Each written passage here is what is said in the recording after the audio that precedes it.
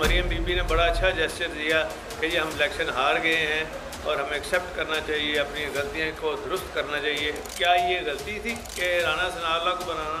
अब वो इनके काबू नहीं आ रहा है यहाँ। और जो उसने काम किया है, आईबी ने काम किया है, जो उसका हेड है आईबी का, कि उसके लिए वार्निंग है। उनको कम अज़ कम ये काम छोड़ देना चाहिए कि जो हमारे एमपीएस हैं और जो पीटीआई के एमपीएस हैं, उनकी लोकेशन जो है वो वहाँ सेल बनाया शहबाज शरीफ ने एक, वहाँ बैठ के वो ये सारा कुछ कर रहे हैं। अब ये ओछे हथकंडों पे आ गए हैं और शरीफों ने अपना आप और अपना चेहरा उन्होंने पहले ही दिखा दिया था।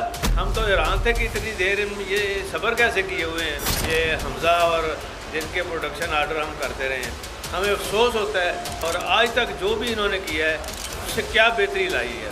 4 माह में महंगाई, पेट्रोल देखें, और अभी भी IMF की कोई ये किस्त कह रहे हैं, रोज़ ऐलान करते हैं, बिल्कुल नहीं होना कुछ भी।